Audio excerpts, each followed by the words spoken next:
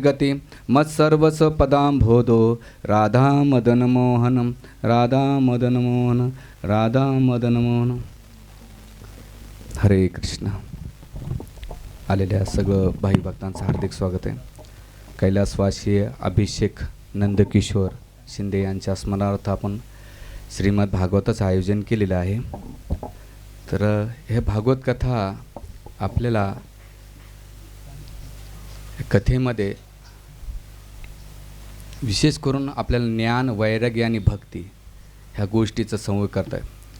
तर त्यामुळं आपण जे आप्तस्वकीय आहात संबंधित, तर ह्या येणाऱ्या 7 दिवसामध्ये आपण जे संकल्प ओतला नातेवाईकाने किंवा आपण सगळ्या परिवाराने, तर ह्या 7 दिवसामध्ये जे जीवात्मा असतो ह्या आपल्या संबंधित याचा आपल्याला संबंध आहे तर तो इथे निवास करतो. म्हणून आपण आप्तस्वकीयाने विशेष करून 2 गोष्टी केल्या पाहिजे. एक तर भगवान श्री हरीच्या चरणी जे ग्रंथ आहे, ग्रंथ नव्हे श्रीकृष्ण नव्हे, आपलं ग्रंथ नव्हे श्रीकृष्ण आहे. साक्षात भगवान कृष्ण ग्रंथाच्या स्वरूपात साहित्य अवतारामध्ये भगवंत इथं विराजमान झालेले आहेत. म्हणून हे कोणी साधारण ग्रंथ किंवा पुस्तक नाही आहे, तर हे साक्षात भगवान श्रीकृष्णाचं इथं निवास आहे. जेवढं आपण भगवंताकडे नम्रतेने आणि तळमळतेने प्रार्थना करू तेवढं भगवंत त्यांची कृपा आणि दया देतात. कारण भगवंत त्या जीवात्म्याची इच्छा बघतात आणि जेवढी तुमची तळमळ आणि इच्छा असेल, प्रार्थना असेल, तर भगवंत तेवढी कृपा प्रदान करतात. आपण बऱ्याच वेळा अनुभव घेतला असेल, रस्त्यानं कोणी भिकारी जर भीक मागत असेल तर त्याची तळमळता आणि त्याची नम्रता खूप महत्त्वाची असते. बघा किती नम्र राहतो तो आणि तळमळ असते. ह्या 2 गोष्टी त्याच्याकडे असतात. म्हणून लोक किती जरी कठोर व्यक्ती असेल, निष्ठुर जरी असेल, त्याला ती वस्तू प्रदान करतो. त्याच प्रकारे साधकाने किंवा जीवात्म्याने आपण ह्या भौतिक संसारामध्ये, ह्या संसाराची तुलना भवसागर किंवा संसार दावा नडली लोक त्राणाय कारुण्य घना घनात्व, हा संसार सागर आहे. इथे सुखाची अपेक्षा दुःखच जास्त भेटते. म्हणून ह्या संसार सागरामध्ये सुख वस्तूमध्ये, व्यक्तीमध्ये नाही आहे. आणि जे सुख शोधायचं असेल आणि आपल्याला आनंद पाहिजे असेल तर ते केवळ भागवत ग्रंथ, हरिनाम आहे, भगवंताच्या जे संबंधित वस्तू आहेत, तदीय म्हणतात त्याला, त्याच्यामध्येच आपल्याला ही वस्तू प्राप्ती होते. म्हणून येणाऱ्या 7 दिवसामध्ये तुम्ही जे काही आलेले आहात तर तुम्ही मनातून असं नाही की फिजिकली येऊन बसलेत आणि एक काहीतरी आपल्याला फॉर्मॅलिटी करायची आहे, नाही. तर आपल्या प्रत्येकाची एक इच्छा असली पाहिजे. काय इच्छा असली पाहिजे की मी जे काही श्रवण करणार आहे, कीर्तन करणार आहे, काही प्रार्थना करणार आहे, भगवंताची स्तुती करणार आहे, तर ती त्यांना अभिषेक जे आहेत यांना आपण समर्पित करू, ही भावना असली पाहिजे. कारण जीवात्मा जेव्हा शरीर सोडतो तर 13व्या दिवसापासून तो प्रवासाला लागतो. तर वर्षश्राद्धाच्या आतमध्ये तो प्रवासामध्ये जेवढं तुम्ही काही कृत्य करतात धार्मिक, त्याला ते भेटते.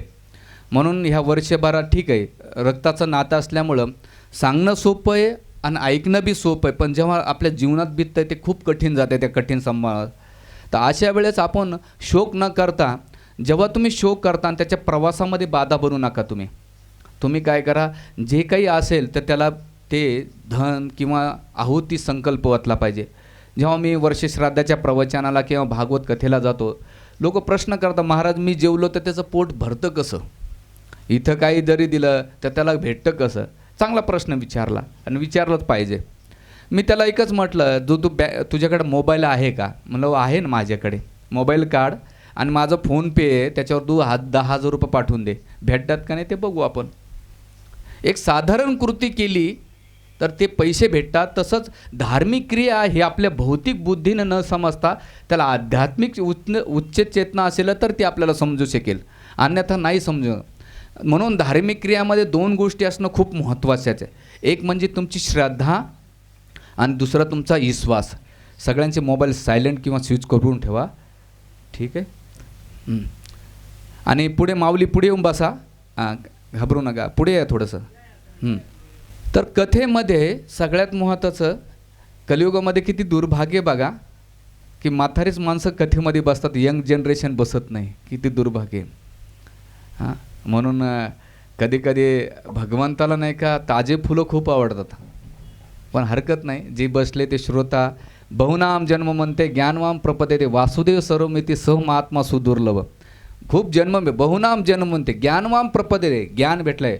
वासुदेव सर्वमिती समात्म सुदुर्लभ आहे. असे दुर्लभ व्यक्ती तुम्ही येऊन बसलेले कथेला, तर मी तुमच्या सगळ्यांचं वंदन करतो, नमन करतो. आणि तुम्ही वयानं खूप मोठे आहात, ज्ञानाने वयाने भक्तीने बी असाल. मी माझी अल्पमती, वयानं लहान आहे, बुद्धीने लहान आहे आणि भक्ती तर काय आहे का नाही मला माहीत नाही. पण मी तर जे काही धाडस करून बसलो आहे ती केवळ माझ्या गुरुच्या कृपेने बसलो आहे. आणि इथे माझा मेन उद्देश काय कथेचा, एक तर माझ्या स्वतःच्या शुद्धीकरणासाठी, आणि मी जी कथा करणार आहे आणि माझे संकल्प किंवा मी समर्पण करणार आहे ते अभिषेक प्रभू, आम्ही त्यांना ते संकल्प करण्याचा उद्देश आहे.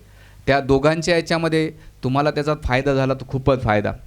म्हणून कथेच्या शेवटी माझी एकच अपेक्षा आहे तुमच्याकडून, दक्षिणा. कोणती? पैशाच्या स्वरूपात नाही. जेव्हा तुम्ही इथून जाताना तुम्ही एक एक तरी माळा जर केली रामकृष्ण हरीची, तर माझ्या कथेचं मी सफलता मानेन. नाही तर तुम्ही नुसतं कानानं ऐकलं आणि मी नुसतं घसा कोरडा केला तर काही नाही. आपण टी व्ही चॅनल बघतो, सगळं बघतो. मी थोडा स्पष्ट वक्ता बोलणार आहे आणि ग्रामीण असल्यामुळे वारकरी संप्रदायाचा चांगला अभ्यास केलेला आहे. म्हणून मला इथे नुसतं तुम्ही आपलं वेळ घालण्यासाठी घरात काही नाही बुवा चला बाजूला होतं गलीत, नाही नाही. भगवत कथेची पहिलं लक्षण असं असलं पाहिजे, जर तुम्ही चांगले श्रवण केलं तर आपल्याला भौतिक संसाराकडून आध्यात्मिक संसाराकडे गेलं पाहिजे. आसक्ती पडून भौतिक संसाराच्या आसक्तीपासून अनासक्तीकडे जाण्याचा आपण प्रयत्न केला पाहिजे, तरच कथेची सफलता आहे. म्हणून ह्या 7 दिवसामध्ये आपण प्रत्येकाने आपलं चित्त, आपलं शरीर, आपलं मन इथे ठेवा. नाही तर शरीराने इथं बसला ना, घरी टी व्हीच्या चॅनल काय चालू आहेत, कुठे काय चालू आहे त्याच्याकडे सगळं दुर्लक्ष करा. आणि आपलं 3 तास, काही 3.5 तास आहे जीवनात, थोडा वेळ आहे. 60-70 वर्षे तुमचे 40-50 वर्षे असेच निघून गेलेले. संसारामध्ये खूप काही केलं तुम्ही, पण राहिलेला वेळ क्वांटिटीपेक्षा क्वालिटी म्हणजे गुणात्मक, मात्रात्मकपेक्षा गुणात्मक तुम्ही जीवन ह्या 7 दिवसामध्ये आत्मसात करा, एवढी मी तुमच्या चरणाची अपेक्षा करतो. आणि एवढं तुम्ही मला द्याल ही पण अपेक्षा करतो. गोपाल कृष्ण भगवान की जय. तर ह्या 7 दिवसामध्ये आपण प्रत्येकाने प्रार्थना केली पाहिजे, तळमळ असली पाहिजे. आणि भगवंताला आपण याच्यामध्ये 2 गोष्टी करणार आहे भागवत कथेमध्ये. भागवत कथेमध्ये सगळ्यात महत्त्वाचं, आपण इथे मी तुम्हाला मनोरंजन, गावकथा किंवा राजकारणातले एकही शब्द न बोलता मी 12 स्कंद, 335 अध्याय आणि 18,000 श्लोकाचं विवेचन करीन. ह्या अध्यायावर विवेचन करण्यासाठी मी श्रीधर स्वामी, वीर राघवाचार्य, बलदेव विद्याभूषण, विश्वनाथ चक्र ठाकूर अशा महान महान व्यक्तींच्या, आचार्यांच्या टीकेचं इथे विश्लेषण करीन. म्हणून तुम्ही ज्या अपेक्षेनं आला असेल की महाराज काहीतरी मनोरंजन सांगतील, मी गावच्या किंवा उदाहरणासाठी थोडक्यात घेईन आणि टच करीन. ह्या 335 अध्यायामध्ये दिवसाचे 10 जरी अध्याय घेतले तरी पूर्ण होत नाही. पण काही कथेला टच करीन आणि काही कथेला खोलवर सिद्धांत मी सांगण्याचा प्रयत्न करेन. आणि त्यासाठी मी इथं स्क्रीन लावलेली आहे. म्हणजे आजकाल काय झालं, आपण मोबाईलमुळे आपलं सगळं लक्ष विचलित राहतं आणि हाताला चंचलपणा झाला आहे. जर मोबाईल नाही दिसला तर आपण याच्यामध्ये सुद्धा मोबाईल काढून बघतात. म्हणून कोणी इन केस मोबाईल पाहत असेल तर मी त्याला प्रश्न विचारेल. म्हणून तुम्ही 7 दिवस इथे स्क्रीनला बघा आणि तुमचं चित्त इथे राहून, त्याच्यासाठी मी हे सगळं केलेलं आहे. अध्याय तो अध्याय घेईन, श्लोक तो श्लोक घेईन. चालेल ना तुम्हाला सगळ्यांना? आणि तसं मी नंदकिशोर प्रभूंना परमिशन घेतली, त्या हिशोबाने मी कथा करणारा व्यक्ती आहे. तर ह्या 7 दिवसामध्ये कोणत्याही गोष्टीचे ॲडव्हर्टाइजमेंट असते भौतिक संसारामध्ये. जसं दिपोळीला नाही का 10 रुपयामध्ये 100 रुपयाची वस्तू घेऊन जा, तसंच कलियुगामध्ये लोकांना भगवत भक्तीकडे अट्रॅक्ट करायचं असेल तर त्यांना प्रलोभन द्यावं लागतं. त्या प्रलोभनानुसारच ते भक्ती करतात, नाही तर काही करत नाहीत. म्हणून आपल्यामध्ये एवढं प्रेमाभक्ती, शुद्ध भक्ती नाही भगवंताच्या प्रती. आपल्यामध्ये काही ना काही भौतिक इच्छा घेऊन आपण आलेलो आहेत. पण हरकत नाही. सुखदेव गोस्वामी म्हणतात, अकामा सर्व कामा मोक्ष काम उदारती तीव्रेन भक्तियोगेने यजेत पुरुष परम. अकामा, काही इच्छा नसू द्या, सर्व कामा तुमची इच्छा भरपूर असू द्या, मोक्ष काम उदारती, मोक्षाची इच्छा, तीव्रेन भक्ती योगेने यजत पुरुष परम. भगवान विष्णूची भक्ती करा, भगवंत ते तुम्हाला परिपूर्ण देतात. म्हणून ह्या ॲडव्हर्टाईजमध्ये भागवताच्या प्रसंगामध्ये भागवत महिमाचं वर्णन स्कंदपुराणामध्ये 4 अध्याय, पद्मपुराणामध्ये 6 अध्याय, याचं विश्लेषण आपण थोडक्यात करण्याचा प्रयत्न करूया. अतिशय आपले वैदिक ग्रंथ एवढे सुंदर आहेत आणि आपल्या जीवनाचे तत्त्व आपले सामाजिक असो, पारिवारिक असो, आर्थिक असो, की सगळ्या स्वरूपाचे वर्ण आपल्या ग्रंथामध्ये दिलेले. पण भारतीय लोकांचं दुर्दैव असं आहे की आपल्यापाशी असून आपण नाही का त्याचा उपभोग घेत नाही किंवा त्याचं वाचन करत नाही. म्हणून सोशल मीडियामध्ये किंवा भौतिक गोष्टीमध्ये एवढे रत झालेले आहेत तर हे ग्रंथ आपल्याला कडवट लागतात. पण जीवनातले सुख दुःख आपल्या प्रत्येक समस्याचं उत्तर आपल्या ग्रंथामध्ये दिलेलं आहे. भौतिक संसारामध्ये आपण ह्या गोष्टीमध्ये रीत असतो. म्हणून ह्या भागवताचा 6 अध्याय, पद्मपुराणाचे 4 अध्याय, स्कंद पुराणाच्या आधार भागवत महिमा सांगितलेलं. जेव्हा कलियुगामध्ये सौनक हा भगवद्गीतेची महिमा शिवजीने पार्वतीला सांगितली आणि सांगितल्यानंतर पार्वती माता गीतेचं महात्मा ऐकल्यानंतर शेवटचा श्लोक होता, सर्व धर्मान परित्यज्य मामेकम शरणम ब्रज अहं तम सर्व पापीभ्यो मोक्षामी मा शुच. सर्व धर्माचा त्याग कर, मला शरण ये, मी तुला सर्व पापातून मुक्त करतो. भगवंत असं अर्जुनाला आश्वासन देतात. आणि जिथे हा श्लोक संपतो तिथे भागवत सुरुवात होते. म्हणून भगवद्गीतेमध्ये 5 विषयाची चर्चा केलेली आहे. जीव, ईश्वर, काळ, कर्म आणि प्रकृती. जीवाचं स्वरूप काय आहे आणि तो ईश्वराशी कसा संबंध स्थापितो, हे प्रकृती कशी आहे.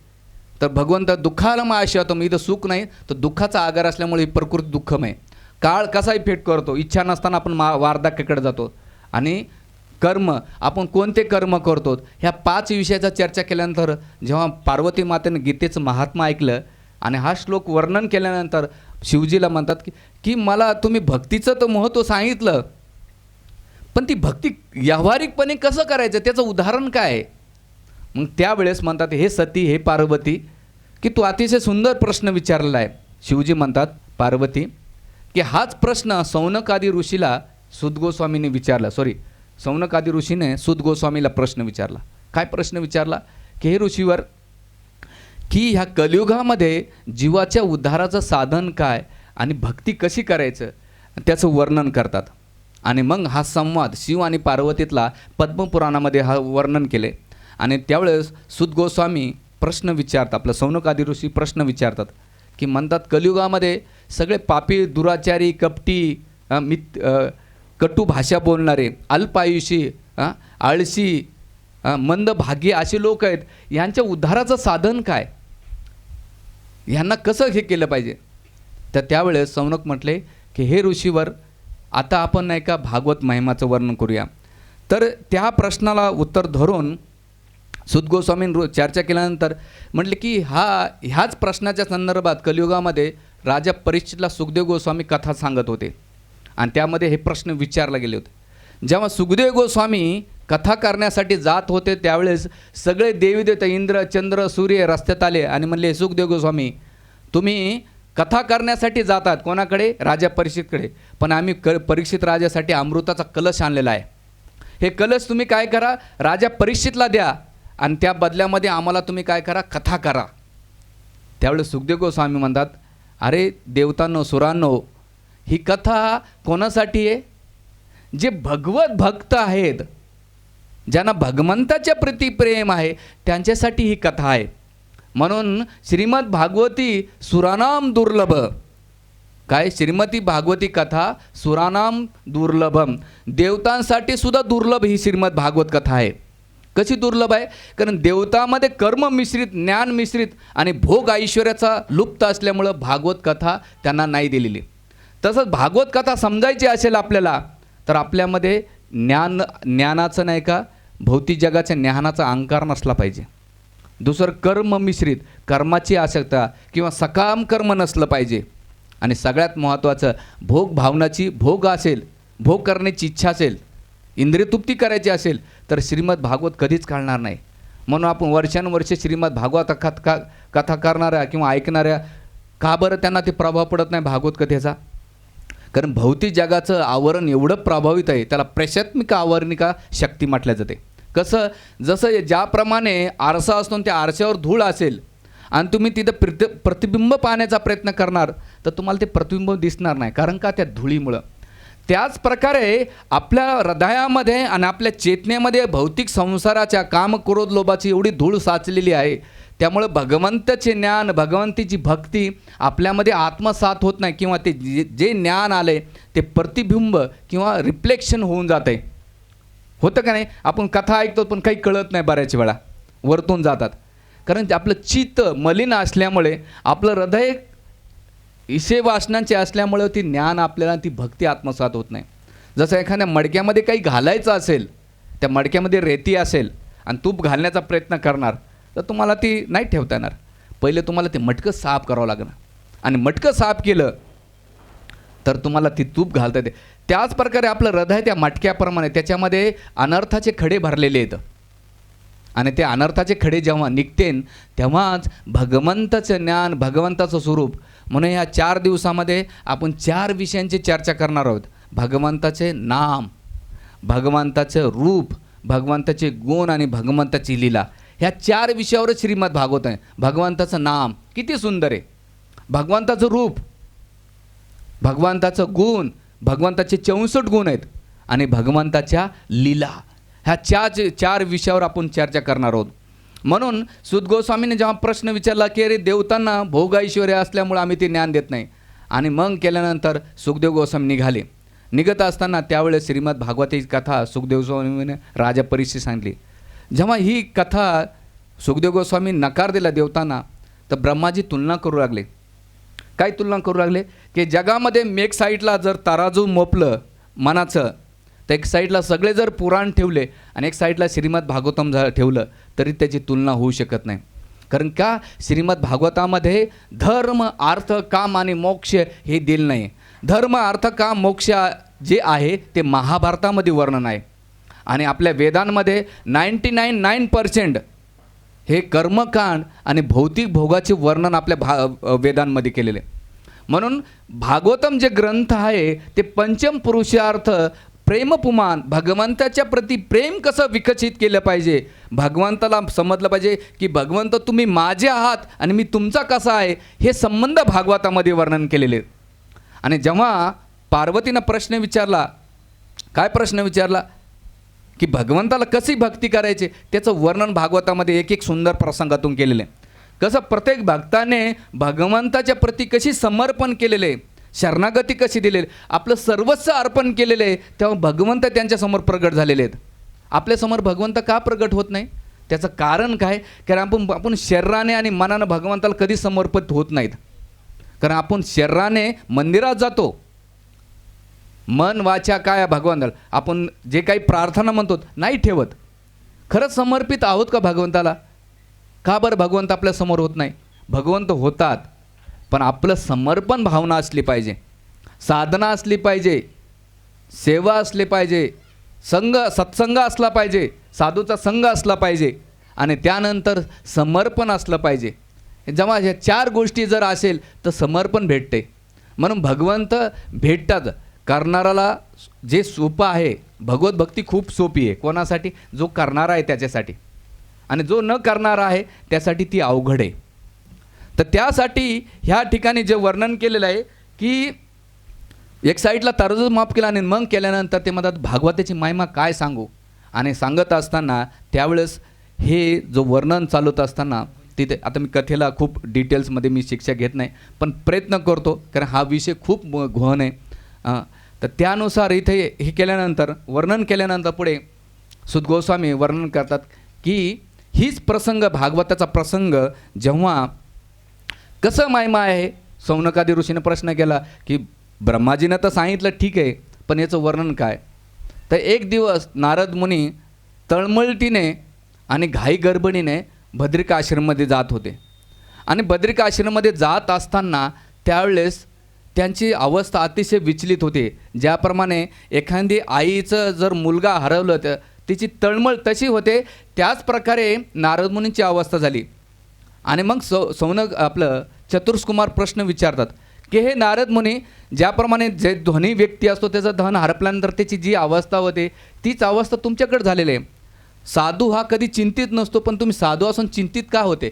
काय कारण याचं? साधूने कधीच असं चिंताग्रस्त नसलं पाहिजे, वर्णन आहे भागवतामध्ये, तरी तुम्ही चिंताग्रस्त का? त्यावेळेस नारद मुनी म्हटले, जेव्हा मी भगवान ब्रह्माजीकडून हे तराजू पाहून आलो तेव्हा मी सत्यलोकातून आलो. कुठे? पृथ्वीवर. आणि पृथ्वीनंतर मी दक्षिण भारतात गेलो. जी तपोस्विनी नदी आहे, तुंगभद्रा नदी आहे, श्रीशैलम आहे किंवा व्यंकटेश स्थळ आहे, दक्षिण भारतातले पंपा सरोवर अशा ठिकाणी आणि असंख्य ठिकाणी मी काय केले, तीर्थयात्रा केली. त्यानंतर तीर्थयात्रा तुम्हाला वाटलं मनशांती भेटेल, मग मी त्यासाठी काय केलं, उत्तर भारतामध्ये बद्रीनाथ उत्तर भारतामध्ये गेलो. पण जिकडे तिकडे जर पाहायला गेलं तर त्या ठिकाणी पाहिलं की लोक जे अधर्म माजलेलं आहे, धार्मिक ठिकाणी सुद्धा अधर्म झालेला आहे. बाह्य स्थितीत लोक कपडे घालतायत, बाह्य स्थितीमध्ये कपडे घालतात, पण आंतरिक स्थिती जर पाहिलं तर त्यांच्यामध्ये नाही का सत्यता नष्ट संपली आहे. सत्य नाही, कोणी खोटं बोलतं आहे. मोबाईलमध्ये म्हणतो आता जवळच आहे आणि अर्धा घंटे लावतो. दुसरं तपस्या करण्याची वृत्ती राहिली नाही. स्वच्छता नाही आहे. आणि ह्या सगळ्या गोष्टीमुळे जेव्हा असत्य भाषी, आळशी, मंदभागी, भाग्यहीन नारद मुनी बघतात, ते म्हणतात की जेव्हा मी सगळं पाहिलं आणि पाहिल्यानंतर माझ्या जीवनात निराशा आली. हे चतुर्सकुमारांनो, माझ्या जीवनात निराशा आल्यानंतर ही अवस्था पाहून मी बद्रिकाश्रममध्ये आलो. आणि बद्रिकाश्रममध्ये आल्यानंतर जेव्हा तुम्ही भेटलात तर त्यावेळेस मला वाटलं, काय वाटलं, त्याच्या पहिले प्रसंग असा की ते म्हटले की मी कुठे गेलो, वृंदावनमध्ये गेलो. आणि वृंदावन गेल्यानंतर ज्या ठिकाणी गेलो तर एक नवतरुण नाही का उभी होती आणि तिचे 2 मुलगे जर्जर म्हातारे झाले होते. आणि जर्जर म्हातारा झाल्यानंतर त्यावेळेस मी तिला विचारलं की हे सुंदर कन्या, हे देवी, आपला परिचय काय आहे, तुझ्यासोबत असलेले 2 पुत्र कोण आहेत आणि तुझ्या बाजूला असलेल्या ह्या स्त्रिया कोण आहेत. त्यावेळेस ती म्हणते की अहम काय भक्तिरर खेता, मी भक्ती देवी आहे. आणि जे माझं स्वतःचा परिचय मी भक्ती आहे. आणि माझे जे 2 मुलं आहेत ज्ञान आणि वैराग्य आहेत. आणि माझ्या शेजारी ज्या स्त्रिया उभ्या आहेत त्या गंगा, गोदावरी, नर्मदा, सिंधू, कावेरी, तपस्विनी, वेण्णा, कृष्णा अशा असंख्य नद्या माझ्यासोबत आहेत. पण सगळ्या जर नका पापाने, कारण कलियुगामध्ये सगळे लोक पापी जाऊन नका तिथे स्नान करतात, त्यासुद्धा पापी झालेल्या आहेत. म्हणून आम्ही निराश आहेत. लोक कलियुगामध्ये वैराग्य, भक्ती करीत असताना वैराग्य दिसत नाही, म्हणून मी खिन्न आहे. आणि माझे 2 पुत्र, मी तरुण आहे पण माझे पुत्र कसे आहेत, जर्जर म्हातारे झालेले आहेत. म्हणून याच्यासाठी तुम्ही काहीतरी उपाय करा. तर नारद मुनीनं प्रश्न केला की बुवा असं का झालं.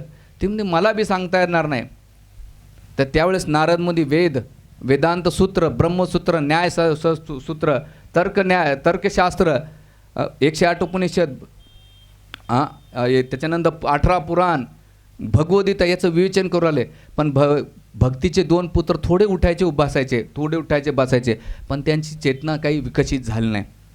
विकसित न झाल्यामुळे त्यावेळेस नारद मुनी खिन्न झाले की मी एवढं ब्रह्मसूत्र, वेदांत ज्ञान सांगतोय, उपनिषदाचे ज्ञान सांगतो, तरी भक्तिदेवीचे 2 पुत्र का बरं जीवित होत नाही किंवा त्यांना संजीवनी का भेटत नाही. आणि म्हणून अशा अवस्थेमध्ये गीताचं ज्ञान द्यायला सुद्धा वैराग्य होत नाही भक्ती करीत असताना. असं का होतं आहे. ती खिन्न अवस्था घेऊन मी इथं आलेलो आहे.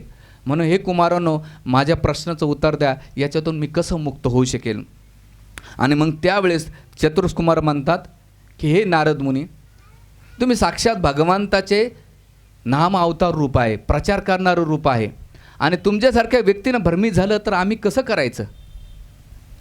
म्हणून बघा, कलियुगामध्ये कोणी कधी भ्रमित होऊ शकतं. कोणी असं म्हणू शकत नाही मी परफेक्ट आहे. कोणीच परफेक्ट नाही ह्या जगामध्ये. इथं मी जरी ज्ञान देत असलं तरी मी परफेक्ट नाही, सगळेजण अपूर्ण आहेत. म्हणून जेव्हा आपण जन्म घेतो ते 4 दोष येतात आपल्यासमोर. अपूर्ण इंद्रिय, दुसऱ्यामध्ये दोष पाहण्याची प्रवृत्ती, त्याच्यानंतर फसवण्याची वृत्ती. ह्या अशा 4 गोष्टीचं विश्लेषण आपल्या वेदांमध्ये केलेलं आहे. आणि म्हणून ते म्हणतात की कलियुगामध्ये तपोयज्ञ, त्याच्याने योग यज्ञ, ज्ञान यज्ञ याने सुद्धा होऊ शकत नाही. म्हणून हे ऋषीवर, हे नारद ऋषी, तुम्ही काय करा, भगवंताची भक्ती सोडून ह्या वेदांमध्ये कर्मकांड, सकाम कर्म, ज्ञान सांगितलं, तपो सांगितलेलं आहे, पण भगवंताच्या भक्तीचं वर्णन कधी केलेलं नसल्यामुळे त्यांना वैराग्य निर्माण, ज्ञान आणि वैराग्य होत नाही. म्हणून तुम्ही अशासाठी काय करा की तुम्ही श्रीमद भागवताची कथा करा. आणि श्रीमद भागवताची कथा केल्यानंतर हे पुत्र नाही का त्यांना संजीवनी भेटेल. म्हणून कलियुगामध्ये जसं जंगलामध्ये बरेच पशुपक्षी असतात, ज्याप्रमाणे वाघाची डरकळी किंवा सिंहाची डरकळी फोडल्यानंतर सगळे पशु पळून जातात, त्याच प्रकारे कलियुगामध्ये दोषाने भरलेले सगळं सागर आहे, कपटी, दंभी, त्याच्यानंतर फसवण्याची वृत्ती, आहे सगळ्या अवस्थेमध्ये जर श्रीमद भागवताची श्रवण कोणी केलं, सदासेवे सदासेवे श्रीमद भागवती कथा यस्य श्रवण मात्रेन हरिचित्तम समाश्रितम. सदासेवे सदासेवे श्रीमद भागवती कथा. नारद मुनी, तुम्ही श्रीमद भागवती कथा कशी ऐका? सदासेवे. जसं आपण पाणी सकाळी पिलं, दुपारी पितो, संध्याकाळी पितो. श्वास घेताना आपण नाक बंद करतो का? कंटिन्यू घेतो, कारण शरीराची गरज आहे. आणि शरीराची गरज असले, शरीर इम्पॉर्टंट आहे म्हणून श्वासोश्वास पण तेवढंच आपल्याला इम्पॉर्टंट. तसंच आपल्या जीवनामध्ये भगवत भक्ती, भागवताचं वाचन तशा प्रकारे असलं पाहिजे. आपलं काय, आया मन में तर चलो तो फोन में. जेव्हा मूड असेल तेव्हा आपण करतो. बरं वाटलं, तब्येत चांगली आहे, काहीतरी घरात वाटलं तेव्हा असतो. तसं नसलं पाहिजे. सदासेवे सदासेव श्रीमद भागवती कथा. आणि आपल्या हिंदू लोकांचं दुर्दैव आहे की जे कोणी असो, कोणी लोकाला आज गीता आणि भागवतामधला फरकच पडत नाही. महाराष्ट्रामध्ये खूप वेळा पडतो. लोक म्हणतात महाराज गीता आणि भागवतातला फरक काय? अरे भगवद्गीता म्हणजे भगवान कृष्णाने अर्जुनाला सांगितले 700 श्लोक 18 अध्याय. आणि ती भक्ती कशी करायची ते भागवता श्रीमद भागवतम आहे. कृष्णाचं चरित्र वर्णन केलेलं आहे. पण इथे जर 80% लोकांना हात विचारला की तुम्ही खरंच जीवनात गीता वाचली का? नाही. दिवसभर 1 तास मोबाईल चालतीन.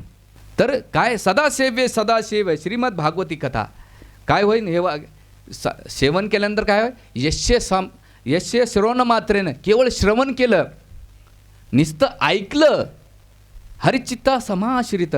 भगवान श्री हरी कृष्ण विठ्ठल पांडुरंग आपल्या हृदयामध्ये निवास करतो. म्हणून आपण जे श्रवण करू ह्या जगामध्ये तेच आपल्या हृदयामध्ये निवास करते. म्हणून भगवंताबद्दल आपण चांगलं श्रवण करू, तेवढं भगवंत आपल्या हृदयामध्ये निवास करते. आणि भगवंत हृदयामध्ये निवास केलं तर हृदयामधले जे अनर्थ भरलेले आहेत, काम, क्रोध, लोभ, मद, मत्सर, हे सहज निघून जाऊ शकते. म्हणून दुसरा कोणता मार्ग नाही. अंगाला कपड्याला धुण्यासाठी साबण आहे, अंगाला धुण्यासाठी साबण आहे. तसं हृदयातल्या अनर्थांना मलिन स्वच्छ करण्यासाठी माध्यम काय? भगवंताच्या पवित्रचं नाम. हरे कृष्णा कृष्णा कृष्ण हरे हरे, हरे राम राम राम हरे हरे. सगळ्यांना म्हणा हरे कृष्णा कृष्णा कृष्णा हरे हरे, हरे राम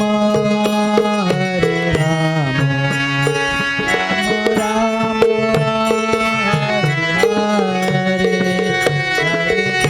बोला सगळ्यांनी. हरे कृष्णा कृष्णा कृष्णा हरे हरे, हरे राम राम राम हरे हरे. हरे कृष्णा सगळ्यांनी म्हणा. कृष्णा कृष्णा कृष्णा हरे हरे, हरे राम राम राम हरे हरे. हरे कृष्णा कृष्णा कृष्णा हरे हरे, हरे राम राम राम हरे हरे. हरे कृष्णा टाळ्या टाळ्या भगवंताचं नाव घ्या जोरात. कृष्णा कृष्णा हरे हरे, हरे राम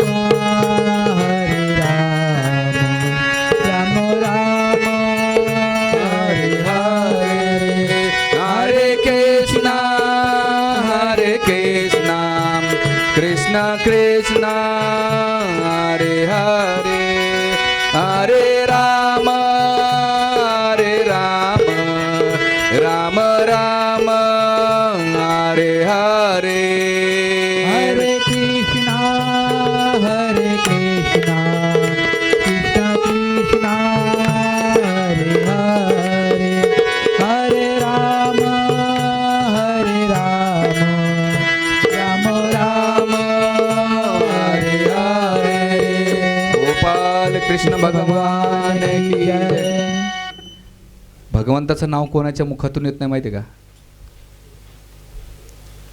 ज्यांच्या खांद्यावर खूप पाप असतं ना, त्याच्या मुखातून नाव येत नाही. आणि जेव्हा आपण तिरडी उचलतो तर 4 लोक नाव घेतात. कोण म्हणतात? राम नाम. सत्य. कोण व्यक्ती नाव घेत नाही? हां, थोडंच कडक आहे, हरकत नाही. म्हणून आपण किती घरात भांडताना एकोणाकार आवाज देतात आणि किती जोरात नाव येतात. म्हणून भगवंताचं नाव घेताना जरा बेंबीची देठ आहे ना, तिथून आवाज आला पाहिजे. जेवढं भगवंताला तळमळतेनं बोलवताना तर भगवंत येते ना. भगवंताला आरामशीर ते जीवन जगतात. त्यांना गरज नाही, आपल्याला गरज आहे ना. गरज का मला एकट्यालाच आहे? नाही, बाबाला वाटतं तुम्हालाच गरज आहे. हां, नाही, आपल्या प्रत्येकाला गरज आहे. आपण ते केलं पाहिजे. म्हणून मायबापांनो, थोडंसं तळमळतीनं आणि असा टाईम घेतला आहे की तुम्हाला डुलकी मारायचा विशेष नाही आहे. हां, ठीक आहे. तर असा प्रश्न केल्यानंतर सदा असे समाचित्त हरी आश्रय, भगवंत हृदयामध्ये आश्रित होतात. आणि म्हणून जेव्हा असं म्हटल्यानंतर ते म्हणतात की हे कुमारांनो, तुम्ही आम्हाला भागवत कथा सांगा. कुठं सांगणार? तर म्हटलं की हरिद्वारामध्ये आनंद घाट आहे, सप्तऋषी घाट आहे, त्या ठिकाणी तुम्ही कथेचं बखान करा. का बरं निवडलं? कारण भगवत कथा करायची असेल तर स्थानाचं खूप महत्त्व आहे. काय स्थानाचं आहे? आता नाशिक हे चांगलं जनस्थान आहे. प्रभू रामचंद्रांना पादस्पर्श झाले आणि माझं भाग्य आहे नाशिकमध्ये प्रथम कथा आहे माझी करण्यासारखी. हां, तर ह्या ठिकाणी कथा करण्याचं आयोजन भेटलं आहे. म्हणून ज्या ठिकाणी भगवंताचं गंगा गोदावरी आपल्या दक्षिणी गंगा वाहती आहे, तर अशा ठिकाणी त्याने स्थान निवडलं. आणि स्थान निवडल्यानंतर त्यांना पहिले आसन दिलं. कोणाला? चतुर्स कुमाराला, नारद मुनीनं. नारद मुनी स्वतः भगवंताच्या अवतार असून आदर दिला. आणि दिल्यानंतर म्हटले की हे मुनी कथा करा. आणि मग त्यावेळेस त्या कथा करताना भक्तिदेवी पण येते. तिला कळतं आहे की या नारद मुनी भलेही गेली, पण आता हे मला ऊर्जेचं संजीवनीचं साधन काय? तर त्यावेळेस त्या कथेमध्ये ती आली. आणि कथेमध्ये आल्यानंतर त्या कथेमध्ये कोण कोण आलं त्याचं वर्णन शिव आणि पार्वतीला करतात. की भृगु ऋषी, वशिष्ठ, च्यवन ऋषी, गौतम ऋषी, मेधातिथी, देवल, देवव्रत, ईशोमित्र, शाकल्य, मार्कंडे, दत्तात्रेय, पिपलायत, वेदव्यास, पराशर मुनी आपले मित्र, पुत्र आणि शिष्यांसोबत आलेले आहेत. म्हणून कथा करताना ऐकताना आपण सगळ्या परिवारासह आलं पाहिजे. कथा करताना भगवंताच्या जगामध्ये सगळ्यात परम लाभ काय आहे? भगवंताची कथा आहे, भगवंताचं नाव आहे. ह्या जगात दुसरं काही घेऊन जाऊ शकत नाही. जातो का आपण घेऊन? जाणार आहात का? नाही. एकच आहे, भगवंताची कथा घेऊन शकते. म्हणून ह्या कथेमध्ये आल्यानंतर त्या ठिकाणी सगळे पुराणं आले, व्यक्तीच्या स्वरूपामध्ये आले, नद्या आल्या, त्याच्यानंतर मंत्र तंत्र वेद स्वरूपामध्ये आलेले. म्हणून ह्या ग्रंथ साधारण नका समजू. मी सांगतो म्हणून नका. हे मी केवळ नाही का पोस्टमॅन माणूस आहे इथं बसलेला. मला अजिबात ज्ञान नाही आहे. मी काय करतो? पोस्टमॅन काय करतो? मनी ऑर्डर घेतो, त्याच्यात कमी घालत नाही का काढून पण घेत नाही. तो काय करतो? तशाच तसं देतो. तसं मी तर काय करतोय? मुकुम करोति वाचालम पंगोलयते गुरुम. माझ्या गुरुच्या कृपेमुळे मी सांगतो, रिपिटिशन करतोय. याच्यात माझा व्यक्तिगत काही नाही. ज्या चुका असत्या त्या माझ्या आहेत, चांगलं जे असेल ते माझ्या गुरु आणि परमगुरूचं आहे. म्हणून माझे परमगुरू हे राधानाथ स्वामी आणि परमपूज्य his divine grace Shri Bhaktivedanta Swami Srila Prabhupada यांच्या चरणी नमन करून राधा मदन गोपाल यांचे आशीर्वाद घेऊन आता कथेला आपण सुरुवात केलेली आहे. तर त्यांच्या कृपेमुळं मी ही रिपिटेशन करू. तसं नारद मुनी तिथे बसल्यानंतर ही कथा सुरुवात करा आणि म्हटलं की मग भक्तिदेवी प्रश्न करते. काय प्रश्न करते? की कलियुगामध्ये राजा परीक्षितनं कलियुगाला तुम्ही असं सवलत का दिली, ढील का दिली, काय कारण आहे ढील देण्याचं? त्यावेळेस सौनकादी ऋषी म्हणतात की अरे की म्हणतात की यत् फलम नास्ति तपसा न योगेन समाधिना तत्फलम लभते सम्यक कले केशव कीर्तना. कलियुगामध्ये यत् फलम नास्ति तपसा, तपस्यानं भगवंताचं फळ भेटत नाही. न योगेनं, योग करण्यानं, न समाधीनं, समाधीनं पण भेटत नाही. तत्फलम लभते सम्यक कल, कलियुगामध्ये केवळ केशव कीर्तना, भगवंताच्या नामकीर्तनाने ते फळ प्राप्त होतं. म्हणून राजा परीक्षितला नाही का, राजा परीक्षितनं कलियुगाला दोष दिला. आणि नारद मुनी जेव्हा हा वर्णन केल्यानंतर भक्तिदेवी अतिशय झाली. आणि मग त्यावेळेस नारद मुनी म्हणतात की भगवान कृष्णाने द्रौपदीचं रक्षण केलं, तळमळतेनं भगवान. त्याच प्रकारे हे भक्तिदेवी तू काय कर? भगवंताचं तळमळतेनं गुणगान कर, प्रार्थना कर. भगवंत ग्रंथरूपामध्ये आलेले आहेत, ते तुला मुक्त करतील. आणि म्हणून त्यावेळेस नारद मुनी कथा करण्यास सुरुवात करतात. आणि केल्यानंतर तिथे जेव्हा ह्या कथेचं केलं तर कथेमध्ये बसताना म्हणतात की जे साधक आहे त्याने सत्यता ठेवली पाहिजे, ब्रह्मवृत्ताचर्याचं पालन केलं पाहिजे आणि मन वाचा काया ही कथेमध्ये लावली पाहिजे, तरच त्याचं फळ भेटन. आणि कथेमध्ये बसल्यानंतर कथेला सुरुवात करताना नारद मुनी प्रश्न करतात चतुर्कुमारांना की तुम्ही एवढं वर्णन केलं भागवत कथेचं, जे कलियुगामध्ये दुराचारी, पापी, कपटी आहेत, याभिचारी आहेत, नशापान करणारे, जुगार खेळणारे आहेत, अशा लोकांचं काही उद्धाराचं साधन आहे का? याचं काय आहे का साधन? कोणी झालं का शुद्ध याच्या कथेमुळं? तर त्यावेळेस ते म्हणतात, कुमार सांगतात की हो झालं ना. कोण झालं? तर मग त्यावेळेस गोकर्णोपाख्यान सांगतात. आणि गोकर्णोपाख्यामध्ये तुंगभद्रा नदीच्या काठी, जे आज विजयनगर साम्राज्य आहे तिथे, त्या ठिकाणी आत्मदेव नावाचा एक ब्राह्मण होता. वेदांत पंडित, प्रगंड सत्यभाषी होता, अल्पहारी होता, तपस्वी होता आणि विशेष करून भगवंताचा महान भक्त होता. असं असल्यामुळे त्याची पत्नी सुंदर होती, पण त्याची पत्नी कपटी होती आणि दुसरं दुराचारी होती आणि जी गोष्ट सांगायची तिचं उलटं करणारी होती. आणि दुसरं सगळ्यात म्हणजे तिचं ग्रह कार्यामध्ये जास्त चित्त होतं, भौतिक संसारामध्ये आसक्त होती. तिला भगवंत आणि भगवत भक्तीबद्दल आस्था नव्हती. तर असे आत्मदेव ब्राह्मण एवढे वेदासून, पैसे सगळं काही होतं, धनसंपत्ती सगळं काही होतं, पण त्याच्यामध्ये पुत्रप्राप्ती नसल्यामुळे ती दुःखी अवस्था असते. आणि पुत्र नसल्यामुळे त्यावेळेस नेहमी ती निराशाने भगवंताला प्रार्थना करायची की भगवंता तू सर्व काही मला दिलं, पण मला मुलगा नसल्यामुळे माझ्या जीवनामध्ये दुःख होतं आहे मला. आणि अशा अवस्थेमध्ये ते म्हटले की जीवनात काहीच अर्थ नाही, काय करायचं ह्या जीवनाला. म्हणून एक दिवस ते त्या वनामध्ये गेले आणि वनामध्ये गेल्यानंतर एक संन्यासी भेटला, वैरागी संन्यासी भेटला. आणि त्यावेळेस त्या वैरागी संन्यासाला पाहून रडू लागला. त्या संन्यासाला दया आली की एक ब्राह्मण दिसतो आणि त्याची शुद्धता पाहून, त्याचं पावित्र्य पाहून, त्याची धार्मिक स्थिती पाहून दया आली आणि म्हटले की हे ब्राह्मण, हे विप्रवर, तुम्ही अशी दुःखी अवस्था का आहेत? काय कारण आहे तुमच्या दुःखाचं कारण? त्यावेळेस ते ब्राह्मण, आत्मदेव ब्राह्मण म्हणतो की हे ऋषीवर, हे संन्यासी, यतीवर, माझ्या जीवनामध्ये सगळं काही, पण पुत्र नसल्यामुळे मला दुःखी आहे.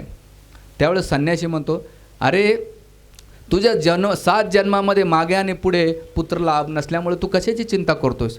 हे सगळं सोड आणि काय कर, भगवंताची भक्ती घे, संन्यास घे, भगवंताची भक्ती कर आणि भगवंताला प्राप्त कर. त्यावेळेस ते म्हणतात की कोण ब्राह्मण म्हणतो की हे ज्ञान कोणाला पचू शकतं?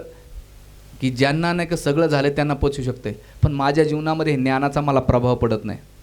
म्हणून ज्या ठिकाणी आसक्ती असेल ना, त्या आसक्तीमध्ये किती जरी ज्ञान ऐकलं तर आपल्याला पल्ले नाही पडत, कारण ती आसक्ती आपण प्राधान्य देतो.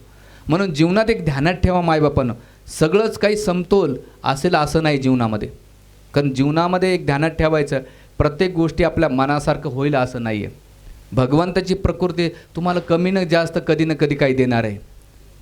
प्रत्येक गोष्ट परफेक्शन कधीच भेटू शकत नाही. कोणाच्या जीवनात आर्थिक समस्या असू शकतात, कोणाच्या जीवनात पारिवारिक असू शकतात, कोणाच्या सामाजिक असू शकतात, कोणाला शारीरिक असेल, कोणाला मानसिक असेल. म्हणून हे जीवन आहे ना, इथे सुखाची किंवा समाधानाची अपेक्षा करू नका की माझं जीवन समतोल चालेल. नाही, प्रकृती तुमच्या जीवनात अप अँड डाऊन्स कमी जास्त करीत राहणार आहे. आपण ह्या जीवनामध्ये असं नाही की लोकांना वाटते की मी देवदेव केल्यानंतर माझे प्रॉब्लेम सॉल्व्ह होते. नाही, गैरसमज आहे. त्या समस्याला कसं सामोरं जायचं ते अध्यात्म शिकवतं आहे. लोकांना दोरे गंडे बांधणं, 16 उपवास करणं, 16 सोमवार, संकट चतुर्थी किंवा गुरुवारी हे करणं, कर्मकांडाने तुमचं मनाचं समाधान होऊ शकतं. स्वतःला फसवतात, दुसऱ्याला समोसा. पण जीवनामध्ये दुःख येणारे ध्यानात ठेवा. कारण भगवंत इथे म्हणतात, जसं दारूच्या दुकानात दारू भेटते, पुस्तकाच्या दुकानात पुस्तकं भेटतात, भोजनामध्ये गेलं भोजन भेटते. पुस्तकाच्या दुकानात जाऊन म्हटलं मला कोणीतरी भोजन द्या तर वेडा म्हणते. मदिरेच्या दुकानात जाऊन म्हटलं नाही मला भोजन द्या तर नाही भेटणार. ज्या ठिकाणी जी गोष्ट आहे तीच भेटणार आहे. तसं भगवंत गीतेमध्ये म्हणतात, दुःखाला शाश्वतम अर्जुना, हे दुःख आहे ह्या जगामध्ये, जन्म मृत्यू जरा व्याधी दुःख दोषानं दर्शनम. अर्जुना, जन्म मृत्यू जरा आणि व्याधी हे प्रत्येकाच्या जीवनात निश्चित आहे. म्हणून आसक्ती ठेवण्यापेक्षा आपल्या जीवनामध्ये हा सगळा प्रवास आहे. आपण सगळे नातेवाईक संबंध एका हॉटेलप्रमाणे आहेत. रेल्वेच्या प्रवासाप्रमाणे एकत्र येतात, काळानुसार सगळे विखरून जातात. पुन्हा ती कधी भेट होऊ शकेल असं नाही. म्हणून हे ब्राह्मण तो आसक्ती न ठेवता तू वैराग्य घे. ते म्हणतात की तुम्ही सगळं पाहू शकतात, मला एक पुत्र नाही देऊ शकत का तुम्ही? आणि मग ते म्हणतात ठीक आहे, आता याची आसक्ती तर पुत्र द्यावाला, पण तुझा तो पुत्र हर्षशोक सुख आणि दुःख देऊ शकेल काय? देईन जास्तीत जास्त त्रास देईन, दुसरं काय होणार? म्हणून ते फळ देतात आणि फळ दिल्यानंतर ते फळ घेऊन आत्मदेव एवढे प्रसन्न होतात. आणि त्यांची पत्नी असते धुंदुली, तिचं वर्णन केलेलं आहे. घरकार्यामध्ये भौतिक गोष्टीमध्ये तिचं प्रजल्प जास्त चालायचा. आणि ते फळ दिल्यानंतर म्हटलं की संन्यासाने एक फळ दिलं तुला पुत्र होईल. त्यावेळेस तिला टेन्शन आलं, चिंता झाली. काय चिंता झाली? की जर मी फळ खाल्ले तर मी गर्भवती होईल, आणि गर्भवती झाली सर गावात जर आग लागली आणि मी गर्भवती असली तर मी पळू कशी? घरात चोर आले तर चोरी करून घेतील. कदाचित माझी नणंद आली त्या वस्तू घेऊन जाईल तर मी काय करू? कदाचित सुखदेव गोस्वामीसारखं 12 वर्ष माझ्या पोटात राहील तर करायचं काय? त्याच्यानंतर ती म्हणते 9 महिने 9 दिवस ठेवायचं तर माझ्या सौंदर्याचं काय होईल? विद्रुपता येईल. धुंदुली विचार करू कसं होईल? तर काय करणार? तिच्या बहिणीकडे गेली आणि म्हटले की फळ दिलेले आणि मला तर खूप चिंता झाली, काय करू? तिची बहीण म्हणते काळजी करून तुझ्याकडे धन आहे मला देत राहा. आता तिची बहीण ही अशी आहे तर तिची बहीण कशी असेल? सारख्याला वारकेच. आणि गेल्यानंतर ती म्हटली की मी गर्भवती आहे, तू काय कर, ते फळ आहे ना तुझ्या अंगणामध्ये गाय आहेत, आत्मदेवाकडे गाय ठेवली, ती पण वाहन आणि पत्नी पण वाहन झाली. तिनं फळ काय दिलं? त्या गाईला खाऊ घातलं. आणि गाईला खाऊ घातल्यानंतर हळूहळू तिची बहीण सांगायची तू काय कर, तुझ्या पोटावर एक चिंदी नाही का बांधत जा, आणि चिंदी बांधत असताना दाखव. आणि केल्यानंतर काय कर, 6-7 महिन्यानंतर तुझ्या आत्मदेवाला कदाचित दुसरं तुला एक गोष्ट आणखी सांगते, त्याच्याजवळ सारखं बसू नको, त्यांची गप्पा मारू नको. आणि मला सांगायचं की मी ब्राह्मणानं मला सांगितलेलं आहे की पतीजवळ जास्त बसायचं नाही. आता कोणत्या ब्राह्मणानं सांगितलं? देव जाणे तिलाच. खोटं बोलली पतीला. आणि खोटं बोलल्यानंतर ती हळूहळू चिंध्या बांधूला आली. आणि 8-7-8 महिन्यानंतर ती म्हटली की माझ्या बहिणीचं बाळ नाही का गर्भपात झालेलं आहे. आणि गर्भपात झाल्यानंतर तिचं बाळ ती काय करते, घेऊन येते आणि प्रसूती होते. प्रसूती झाल्यानंतर ती म्हणते की मी बाळाला जन्म झाला, माझ्या स्तनात दूध आटलेलं आहे, पण माझी बहीण जी आहे तिचं बाळ मेलेलं आहे, पण तिला दूध आहे तर मी बाळ पाहते. आत्मदेवाला वाटलं काय नाही, हरकत नाही, बाळ पोषण होतं हे सगळ्यात महत्त्वाचं, कारण पुत्र पाहिजे त्याला, बाकी गोष्टीचं काही घेणेदेणं नाही. तर हळूहळू तो बाळ मोठं होऊ लागलं आणि धुंदुली त्या बाळाचं संगम करलं आणि तिच्या बहीणने का धन घेऊ झालं. आणि बाळ जन्मलं त्यामध्ये बाळाचे पाय पाळण्यात दिसतात. तसे ह्या त्याचं नाव ठेवलं. धुंदुली म्हटली की मी बाळाला एवढं पोषण केलं, माझ्या बाळाचं नाव मी ठेवणार. काय ठेवणार? तर धुंदुलीचं काय ठेवलं नाव? धुंदकारी. तर ते नाव ठेवलं धुंदकारीने. ठेवल्यानंतर तो हळूहळू लहान मुलांना खेळता खेळता मारायचा, कदाचित पाण्यामध्ये बुडून मारायचा. त्यावेळेस आत्मदेव ब्राह्मणाला वाटलं कदाचित निपुत्री असलं असतं तर बरं झालं असतं, पुत्र नसल्यावर. चिंता करू लागला आणि हळूहळू एवढा तो त्रास द्यायला लागला, मोठा होऊ लागला. तसं दुसऱ्याच्या घरामध्ये चोरी करू लागला, दुसऱ्याच्या घरांना आग लावू लागला. चोरी करत असताना, आग लावत असताना, नादी लागत असताना तो एवढा त्रस्त झाला की पित्याला पैशामुळं मारझोड करू लागला. त्यावेळेस आत्मदेव ब्राह्मण अतिशय दुःखी झाले आणि म्हणले भगवंता हे माझ्या जीवनात काय आलं असं. त्यावेळेस आपला जो दुसरा पुत्र होता गायीपासून झालेला गोकर्ण, तो अतिशय विद्वान पंडित होता आणि भगवंताचा महान भक्त, आणि विशेष करून तो सूर्याची उपासना करणार होता. त्यावेळेस तो त्या दुसऱ्या पुत्राकडे गेले आणि म्हटले की हे पुत्र, जो पुत्र ज्याच्यासाठी मी खूप प्रेम लावले, ममता लावली, आसक्ती ठेवली, तोच माझ्या दुःखाचं कारण झालेलं आहे, मी काय करू? त्यावेळेस गोकर्ण म्हणतो की पिताश्री, भगवंत आपल्या जीवनामध्ये जी गोष्ट करतात ना ती आपल्या भल्यासाठी असते, त्याचा आपण सकारात्मक विचार केला पाहिजे. तुम्ही जर मुलगा तुमचा चांगला निघाला असता तर तुम्ही संसार आणि प्रपंचामध्ये आसक्त झाला असतात. आणि आसक्ती हे दुःखाचं पहिलं कारण आहे.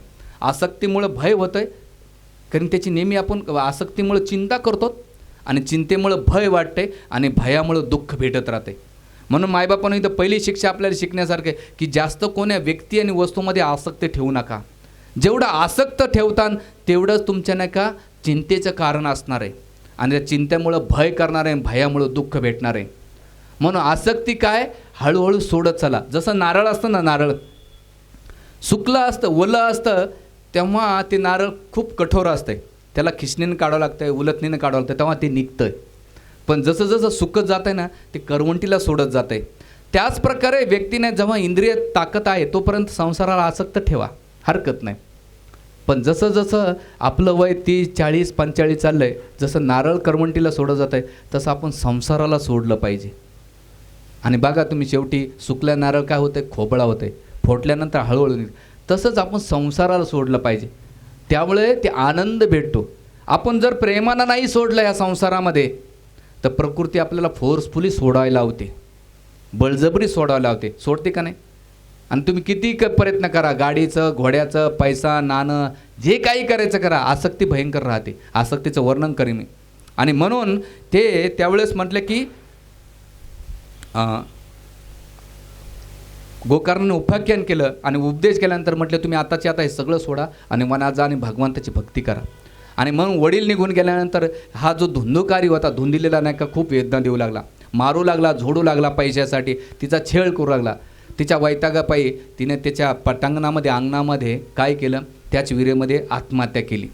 आत्महत्या केल्यानंतर हा जो धुंदुकारी होऊ लागला तो घरांच्या लोकांच्या आग लागू लागला, चोऱ्या करू लागला, डकेती टाकू लागला, जुगार खेळू लागला. जे भूत प्रेत बनला होता धुंदुकारी तो त्यांना त्रस्त करू लागला. त्याने विचार केला की माझ्या भावाचं तर मी काय केलं, गयामध्ये पिंडदान केलं, तर याची मुक्तता का नाही झालं, हा भूत योनीमध्ये कसा आहे. त्यावेळेस तो धुंदुकारी म्हटला की हे बंधुराज, हे भ्राताश्री, मला ह्या पापी यवनातून मुक्त करा, दुसरा कोणताही मार्ग तुम्हीच करू शकतात.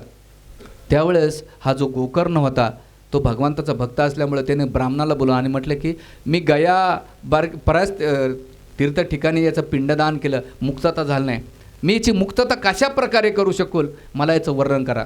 त्यावेळेस तुम्ही अतिशय विद्वान आहात, आम्ही तुम्हाला काय सांगणार, तुम्हाला जर उपदेश घ्यायचा तुमच्या गुरुकडे जा. आणि मग त्यावेळेस गोकर्ण कोणाकडे जातो, सूर्यदेवाकडे जातो. आणि सूर्यदेवाकडे गेल्यानंतर सूर्यदेवाला म्हणतात की माझ्या भावाचं उद्धाराचं साधन काय, काय मुक्तीचा मार्ग आहे, तुम्ही ते सांगा. त्यावेळेस सूर्यदेव म्हणतात की हे गोकर्ण माझ्या शिष्या, तू काय कर, श्रीमद भागवताची कथा लाव आणि भागवताचं श्रवण कर, मनन कर, चिंतन कर, निधी ध्यासनम कर. 4 गोष्टी सांगतात. काय करायला सांगतात, श्रवणम करायला सांगतात. जे श्रवण केल्यानंतर काय करायचं, मननम करायचं की आज मी काय केलं. मी असं नाही की इथं ऐकलं, प्रसाद खाल्ला, गोपालकृष्ण म्हटले निघून गेले, नाही, मनन करायचं. आज मी काय काय ऐकलं, माझ्या हृदया, माझे मनामध्ये मला किती मी घेतलं, चिंतन केलं पाहिजे. नाहीतर रात्रभर वाडाभर गाईन, सकाळी पावा तर काहीच नाही. नाही तर बरेच जण कथा कीर्तन ऐकून येतात, घरी जाऊन भांडण करतात, असं का केलं, तसं केलं. अरे संसारात तोंड घालणं बंद करा, जे सांगितलं त्याच्यावर लक्ष करा, चिंतन करा. चिंतन काय, निधी ध्यासनम, आत्मत पालन करण्याचा प्रयत्न करा. तर हे करीत असताना जेव्हा ते म्हणले की कथा करा, आणि मग त्यावेळेस काय केलं त्यांनी, कथा चालू केली. काय कथा चालू केली, श्रीमद भागवताची. गावाला सांगितलं तुम्ही कथा करा आयोजन. आणि कथा केल्यानंतर त्या भावाला म्हटले तू पण ही कथा ऐकण्यासाठी. आणि आत्मा जेव्हा पंचमहाभूताचं शरीर सोडतो त्यावेळेस सूक्ष्म शरीर असतात, मन, बुद्धी आणि अहंकार. आणि ह्या दिवसामध्ये एक बांबूचा वास घेतला आणि 7 कांड्यामध्ये तो धुंदकारी बसला. आणि गोकर्णाने काय केलं, कथा चालू केली. पहिल्या दिवशी 2 स्कंद झाले, 7 दिवसामध्ये 12 स्कंद झाल्यानंतर रोज 1 स्कंद व्हायचा, सकाळपासून तर संध्याकाळपर्यंत. तर ते एक कांड तुटून पाडायचं. असं झाल्यानंतर 7व्या दिवशी नाही का संपूर्ण भागवत कथा ऐकल्यानंतर तिथं डायरेक्ट साक्षात भगवान विष्णूंचं वैकुंठ विमान आलं. नंद सुनंद हे सगळेजण आले आणि त्याला घेऊन चालले. त्याचं रूप कसं झालं, जे भूत प्रेत योनीतलं होतं ते अतिशय नीलवर्ण, शंखचक्र, गदा, पद्म, चतुर्भुज रूपामध्ये पितांबर धारायला रूप भेटलं त्याला. रूप भेटल्यानंतर नंद सुंदर त्यानं घेऊन जात असताना गोकर्ण म्हटला, प्रश्न केला, अरे कथा तर सगळ्यांनी ऐकली, पण तुम्ही एकदा धुंदकारीलाच घेऊन का चालले, ह्या बाकी श्रोत्यावर्गानं काय केलं नाही, त्यांना का घेऊन जात नाही. त्यावेळेस श्रोत्यावर्गांच्या मनात पण हा प्रश्न होता, अरे आम्ही पण कथा ऐकली आणि त्यानं पण ऐकली, त्याचा उद्धार झाला, माझं का नाही झाला. तर त्यावेळेस नंद आणि सुंदर म्हटले की हे सगळे जरी कथेमध्ये बसले इथे, पण त्याचं सगळं चित्त घरामध्ये होतं, मुलांमध्ये होतं, परिवारामध्ये स्वयंपाक काय चालू, टी व्हीच्या मालिका काय चालू येतात, हां, किंवा कसे तरी बळजबरी इथं शरीरानं बसले पण मनानं फिरतायत, त्यांना कथेचा लाभ होणार नाही. म्हणून कथेमध्ये बसताना सगळं चित्त इथं असलं पाहिजे. आणि त्यावेळेस मग पुन्हा गोकर्णाने काय केलं, 7 दिवसाची कथा केली आणि कथा केल्यानंतर पुन्हा वैकुंठ विमान आलं आणि वैकुंठ विमान त्या सगळ्यांना, जसं भगवान रामचंद्रांना अयोध्येवासींना घेऊन गेले पुष्पक विमानामध्ये वैकुंठ धामाला, त्याच प्रकारे नंद सुनंदाने गोकर्णासहित सगळ्यांना कुठे घेऊन गेले, वैकुंठ. गोपाल कृष्ण भगवान की जय. गोविंद जय जय गोपाल जय जय गोविंद जय जय गोपाल जय जय गोविंद जय जय गोपाल जय जय गोविंद जय जय गोपाल जय जय राधा रमण हरी गोविंद जय जय राधा रमण हरी गोविंद जय जय गोविंद जय जय गोपाल जय जय गोविंद जय जय गोपाल जय जय गोविंद जय जय गोपाल जय जय गोविंद जय जय गोपाल जय जय राधा रमण हरी गोविंद जय जय राधा रमण हरी गोविंद जय जय गोविंद जय जय गोपाल जय जय राधा रमण हरी गोविंद जय जय राधा रमण हरी गोविंद जय जय हरे कृष्णा कृष्णा कृष्णा हरे हरे हरे राम राम राम हरे हरे हरे कृष्णा कृष्णा कृष्णा हरे हरे हरे राम राम राम हरे हरे हरे सगळ्यांनी म्हणा जोरात. हरे कृष्णा कृष्णा कृष्णा हरे हरे हरे राम राम राम हरे हरे गोपाल कृष्ण भगवान की की जय. अशा प्रकारे गोकर्ण उपाख्यान झाल्यानंतर त्यावेळेस सौनकादी ऋषीला नारद मुनी सांगतात, आता 3 गोष्टी करा तुम्ही. श्रीमद भागवताचा पाठ करा सगळ्याने, दुसरं हरिनामाचा जप करा आणि दुसरं तुळशीची सेवा करा. कथेमध्ये काय असलं पाहिजे, तुळशीची सेवा केली पाहिजे, हरिनामाचा जप केला पाहिजे, चिंतन केले पाहिजे आणि कथा केली पाहिजे. म्हणून तुम्ही घरी जाताना हे तुम्हाला फळ पाहिजे असेल किंवा फळ समर्पित करायचं असेल तर प्रत्येकानं जप केला पाहिजे. आणि असं केल्यानंतर नष्टप्रायेषु भद्रेषु नित्यं भागवते सेवया भगवती उत्तम श्लोके भक्तिर्भवती नैष्टिकी. तर ते म्हणतात की कलियुगामध्ये नष्टप्रायेषु भद्रेषु, भद्र जे आहेत न भद्रेषु नित्यं भागवते सेवाया भगवती उत्तम श्लोके, अशा श्लोकाचं आपण काय केलं, श्रवण केले. भक्तिर्भवती नैष्टिकी, भगवंताची भक्तीबद्दल नैष्टिकी भाव असला पाहिजे, एकनिष्ठ भाव असला पाहिजे, याचं वर्णन केलं. आणि म्हणून केल्यानंतर त्यावेळेस म्हणतात त्या भागवताला आपलं स्वरूप किंवा आपलं माटलं पाहिजे. याला म्हणतात तदीय भाव आणि मदीय भाव म्हणतात. तदीय भाव म्हणजे मी भगवंताचा आहे आणि मदीय भाव म्हणजे भगवंत माझे आहेत. आणि त्यासाठी एक सुंदर श्लोक म्हणतात, सगळ्यांनी हात जोडा आणि मागे म्हणा, मद एक बंधू मत संगे एक बंधू मत संगे मद्गुरु मद महाधनम गुरु मत महान मन्निस्तारकं मद भाग्यम मत भाग्यम महानंद मनोस्तुते. आनंद मनोस्तुते. ते म्हणतात मद एक बंधू, ह्या जगामध्ये एकमेव बंधू आहेत माझे. कोण बंधू आहेत? श्रीमद भागवत. मतसंगी, माझ्या जीवनाचा संघ कोणाचा आहे तर श्रीमद भागवताचा आहे. मद्गुरु, माझ्यासाठी एकमेव गुरु कोण आहे? श्रीमद भागवतम आहे. मन्नत महाधनम, माझ्या जीवनातलं सगळ्यात मोठं धन काय असेल तर श्रीमद भागवतम आहे. त्यानंतर मन्नस तारकम मद भाग्य, माझं तारक स्वरूप कोण आहे? भागवत कथा आहे. त्याच्यानंतर महानंद, ह्या जगामध्ये एकमेव आनंद कोणी असेल तर श्रीमद भागवताचे. अशाला मी काय करतो? नमस्तुती करतो, नमन करतो. म्हणून नियमावली कथेची की आता श्रोतावर्ग आपण ह्या 7 दिवसामध्ये काही नियमावली पालन करायची. काय असलं पाहिजे? वाचो वेगम मनसा क्रोध वेगम जीवा उदर पस्त वेगम, 6 वेगाचं नेत्र. वाचोगम, काही भौतिक बडबड करायची नाही. कथा ऐकल्यानंतर किंवा कथा ऐकण्यासाठी ती म्हणतात अवघडच केलं आज येऊन चुकलोत आम्ही इथं कथेला, काही बोलायचंच नाही म्हटलं. हां, वाचयोगम काहीच नाही, भगवंताबद्दल बोला 7 दिवस, जेवढं होईल तेवढे प्रयत्न करा. हां, मनसा क्रोध वेगम, मनाबद्दल कोणाबद्दल द्वेष ईर्ष्या क्रोध व्यक्त करू नका. कोणी छोटं मोठं असेल त्यांना सोडून द्या, दया करा. जीवा वेगम, जीवा म्हणजे जेवढं इंद्रिय पोट भरेल तेवढंच खा, जास्त खाऊ नका. उदरपस्त वेग, जनेंद्रिय म्हणजे ब्रह्मचार्य वृत्ताचं पालन करा. खाली जमिनीवर झोपा, कमी झोपा. अल्पाहारी मित्तभाषी, श्वान निद्रा म्हणजे श्वान निद्रा म्हणजे कुत्र्यासारखं, म्हणजे कुत्रा जागा जरी त्याच्या जवळून गेलं तर जागून उठव, तशी आपली झोप असली पाहिजे. म्हणजे कथेमध्ये झोपू नका बरं, तसं नाही. कमी झोप. त्याचा अल्पाहारी जे कथेला स्वरूप असेल, एकतर निरहार केले पाहिजे कथा, पण निरहारहून जर तुमचं मन लागत नसेल तर थोडंफार फळं खा, फळं नसेल चांगला प्रसाद खा झोप न लागण्यासारखा, पण कथेला. आणि कोण्या अवस्थेमध्ये कसंही बसा, पण ध्यानपूर्वक बसा. असं नाही की काहीतरी जीवावर आल्यासारखं बसलेत आणि बाबा काहीतरी वैताग देतो, नाही नाही असंच. सगळ्यांना ताट बसा बरं, दीर्घ श्वास घ्या बरं. हां, मांडी घाला व्यवस्थित. ठीक आहे. तर वेतात वेगम. त्याच्यानंतर काय केलं पाहिजे, अत्याहार प्रशाचं प्रजल्प नियमाग्रह, प्रजल्प थांबला पाहिजे, अत्याहार थांबला आहे. आणि जनसंघ, जनसंघ म्हणजे जे भौतिक संसार गप्पा मारा त्यांच्यापासून दूर राहिलं पाहिजे.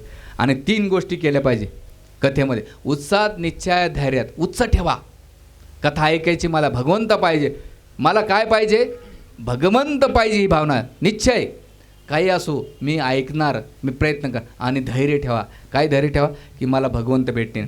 आणि म्हणून याच्यामध्ये ह्या जर 3 गोष्टी केल्या नियमावली तर भगवंत आपल्याला निश्चित प्राप्त होतील. आणि केल्यानंतर त्यावेळेस आपल्याला काय होईल, 5 गोष्टीचा भाव भेटेल. काय 5 भेटीचा, कृष्णतत्व, त्याच्यानंतर भावतत्व, त्याच्यानंतर रसतत्व, लीलातत्व, प्रेमतत्व. काय असलं पाहिजे, आपल्याला 7 दिवसामध्ये कृष्णतत्व जाणून घ्यायचं. कृष्ण कोण आहेत, भगवंत काय आहेत, त्यांचं तत्व काय.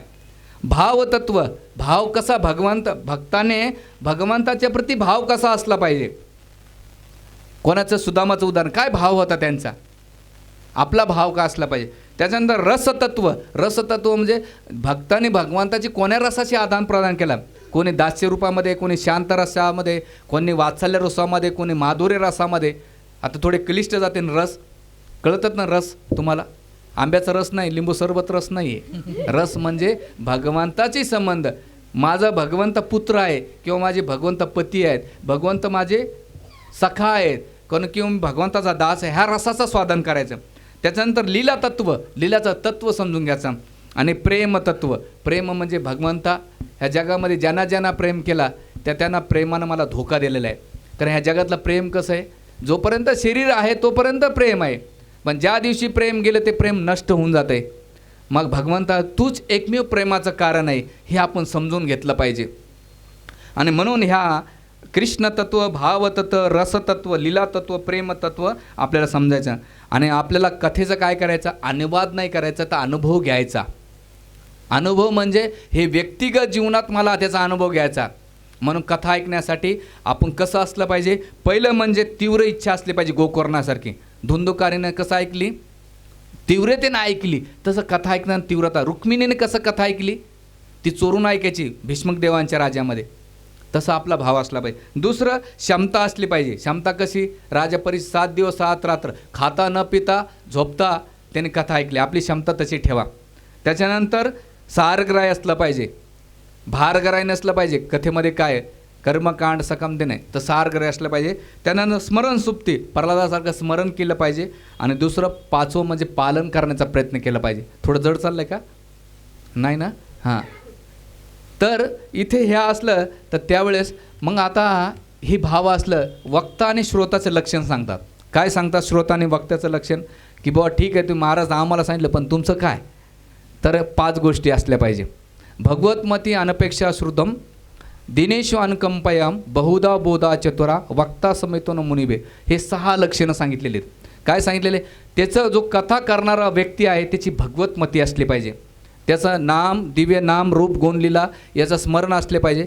कथाकाराने आपले शरीर, मन, बुद्धीद्वारे जे काही असेल ते लोकांच्या हृदयामध्ये कृष्ण कसे प्राप्त होतील ही भावना दिली पाहिजे. जे आपल्यामध्येच आहे तेच आपण दुसऱ्याला देऊ शकतो. जे खाल्लं तेच बाहेर पडेल, दुसरं पडणार नाही. तसं वक्त्याने जे भगवंताचं आहे तेच दिलं पाहिजे. दुसरा गुण म्हणजे अनपक्ष. अनपक्ष म्हणजे त्यानं वाक्चातुर्य, केवळ भगवंताचं कसं गुण गौरव ऐकताय भेटता येईल आपल्याला, आपण कसं बोलता येईल आणि कसं ऐकता येईल ते लक्ष राहील. आणि त्याच्यामध्ये हा दुसरा गुण. तिसरा गुण त्याचा सुरदम, सर्वांच्या प्रती मैत्री भाव ठेवला पाहिजे, प्रेम केलं पाहिजे. कारण का ब्रह्मवंश जीवलो की माझा अंश आहे, सगळ्यांशी प्रेम के. आणि सगळ्यात चौथं म्हणजे दिनेशी अनुकंपया, जे दीनहीन आहेत दयाभाव असलं पाहिजे, जे त्यांचा उद्धार कसा केला पाहिजे ही भावना प्रत्येकाच्यामध्ये असली पाहिजे. हे कथा. आणि सगळा बहुधा चतुरा, त्याने शास्त्राचा सार जाणारे हा वक्त्याचे लक्षणं सांगितलेले. बऱ्याच वेळा जो वक्ता आहे ना हे गुण सांगत नाही, कारण की अडचणीमध्ये पडतो. आणि आम्ही स्पष्ट सांगतो, कारण आम्हाला उद्या तुम्ही सुपारी दिली नाही दिली काही फरक पडत नाही. आमचे भक्त आम्हाला पोषण करतात, 3 टाईम प्रसाद खाऊ घालतात, एवढी अपेक्षा आहे. हां, कारण कशाची अपेक्षा नाही आहे. बहुधा चतुरा आणि त्याच्या देश काळ पात्रानुसार प्रबोधन करणारा असावा. हे झालं वक्त्याचे कथाकाराचे लक्षणं. आणि श्रोता आणि वक्त्याचे, आपल्या श्रोतामध्ये 2 कॅटेगरी सांगितलेले आहे. एक म्हणजे प्रवार मार्ग आणि आवार मार्ग. प्रवार मार्ग म्हणजे श्रोता म्हणजे कसा असला पाहिजे, चातकासारखा असला पाहिजे. चातक काय करतो, स्वाती नक्षत्रातलं जे जल आहे तेच ग्रहण करतो, बाकी 12 महिने वर्षानुवर्षे तो काय राहील तसाच राहील. तो पाणी पिणार, बिस्लरीचं पाणी नाही पिणार, तो बाकीच्या ऋतूतलं पण पिणार नाही, त्याच ऋतूतलं पितो. तसंच कथा जो श्रोता असतो त्याने चातकाप्रमाणे कृष्ण कसे मला भेटतेन, भगवंत कसे भेटतेन तेवढं सारग्राह्य असलं पाहिजे, हे त्याचं स्वारस्य असलं पाहिजे तेवढं. दुसरं हंस. हंस म्हणजे काय करतो, दूध आणि पाण्यातला वेगळं वेगळं करतो, हा त्याचा दुसरं लक्षण आहे. आपण तसंच कथेमध्ये ज्या गोष्टी सकाम कर्म निष्कर्म त्या सोडायच्या आणि भगवंत कसे भेटतेन, आणि भगवंतासाठी जे अनुकूल आहेत त्या घ्यायच्या आणि प्रतिकूल गोष्टी त्याचा त्याग केला पाहिजे, हा त्याचं दुसरं लक्षण सांगतात. चौथा म्हणजे पोपटासारखं असलं पाहिजे. सुख. सुख काय करतो, जे गुरुनं सांगितलं आहे शिष्याला जशाच तसं देतो, त्याला परंपरा म्हणतात. म्हणून सुखदेव गोस्वामीला काय म्हणतात, सुख म्हणतात. कारण ते काय करा, वेदव्यासाकून त्याने घेतलं आणि त्याची कथा मी सांगेन कसं त्याने दिलं ते, पण त्यानं कुशल वाणीद्वारे संतुष्ट केलं पाहिजे. आणि चौथं म्हणजे मीन मासा. मासामध्ये कधी झोपत नाही आणि पाण्या वाचून राहूच येत नाही. तुम्ही म्हटलं दुधात टाकू, त्याला भारी भारी फॅसिलिटी राहील का, नाही. पण त्याच्या 2 गोष्टी, पाण्या वाचून राहू शकत नाही आणि पाण्यामध्ये राहताना कधी झोपलेलं पाहिलं की त्याला. तसंच आपण माशासारखं असलं पाहिजे. आपण भगवत कथेसर्व जगू शकत नाही ही भावना असली पाहिजे आणि कथेमध्ये न झोपता कथा ऐकली पाहिजे. हे माशाकडून गुण शिकला पाहिजे. आणि तिथे तो हा श्रोता. आणि दुसरा श्रोता सांगितलेला निगेटिव्ह लांडगा. लांडगा म्हणजे काय करतं, विनाकारण नाही का स्वतः ऐकत नाही दुसऱ्याला ऐकू देत नाही, तो उळत राहतो, जसं कोला उडतो असं करतो आहे ना. हां, तसंच काही जण हे करतात, गप्पा मारणारे असतात. हां, आजूबाजूला काय चाललं आहे, हा इकडं तिकडं बघणं, हा काय असला पाहिजे, हे स्वतः ऐकत ना दुसऱ्याला ऐकू देत नाही, त्याला लांडग्यासारखा असतो. हे माझं नाही बरं, पद्मपुराण श्लोक आहेत बरं, मी जशाच तसा रिपीट करतो आहे. तुम्ही म्हणता महाराज काय करून आणलं. हां, त्याच्यानंतर कावळा. भृशिंड म्हणजे काय, तो केवळ स्वतः पालन करताय पण दुसऱ्याला उपदेश देतो, हा नसला पाहिजे. काही जण बड्या निरक्या मार्ग, ज्ञान त्यांना जर विचार केला कथा पाठ राहते मग स्वतः पालन. आणि सगळ्यात शेवटी उंट. उंट काय करतो, आंब्याचा पाला सोडून काट्याचा खातो, हा चौथा वर्ग. तर ह्या दोन्ही श्रोतेतून आपण जी पहिली कॅटेगरी त्याच्यात कुठेतरी येऊन आपण कथा ऐकली पाहिजे, तरच फायदा होतो, नाही तर होत नाही. म्हणून ही कथा दिलेली आहे. त्याच्यानंतर राजा परीक्षेचा संवाद. हे कथा करण्याचे 3 प्रकार आहेत, रजगुणी, तमोगुणी आणि सत्वगुणी. रजगुणीची कथा म्हणजे काय, काहीतरी मला पाहिजे म्हणून मी कथा ऐका येतो. तमोगुणी म्हणजे काय, चला बाबा काहीतरी चालू आहे येऊन बसायचं. आणि सत्वगुणी कथा म्हणजे काय, की मला भगवत प्राप्ती पाहिजे. पण आपली कथा या 3 गुणाच्या पलीकडे निर्गुण कथा सांगितली. राजा परीक्षितनं जसं सुखदेव गोस्वामींनी कथा सांगितली त्याला निर्गुण कथा म्हणतात, कारण त्याच्यामध्ये दोघांमध्ये संवाद. तसं आपल्याला आजची जी कथा करायची ती निर्गुण भावनेनं करायची. आणि हे केल्यानंतर पुढे श्रवणाचे महत्त्व सांगतात. आणि ही परंपरा केल्यानंतर त्याच्यामध्ये आपण उत्साहाने त्याचं मी वर्णन केलेलं आहे. माझ्याकडे खूप PPT येतात, ते मी तेवढा वेळ नाही माझ्याकडे, मुदाम भागवताचे ठेवलेले. तर याच्यामध्ये आपल्याला ज्या परंपरा आहेत, ब्रह्माजीनं काय काय सांगितले, ज्या ज्या ठिकाणी कथा होते त्याचं कसं विश्लेषण केलेलं आहे. आपल्याकडे ज्या ठिकाणी कथा होते, भागवत ज्या घरामध्ये भागवत निवास करतात ते साक्षात वैकुंठ निर्माण होतं. ज्या घरामध्ये भागवतम कथा होते किंवा त्याच्या घरातले पित्र त्यांना नाही का दूध मधुपर्क हे त्याला ग्रहण करायला भेटते. म्हणून तुमचे पित्र नाही का उड्या मारत असे ना, आज भागवत कथा माझ्या घरात होते. धन्य ते देश धन्य ते कुळ जिथं हरीचा दास जन्म घेते, तुकाराम महाराज म्हणतात. धन्य ते कुळ, ज्या कुळामध्ये हरीचा देश म्हणजे घर पवित्र झालं. धन्य ते देश धन्य ते कुळ जिथं हरीचा दास जन्म घेते.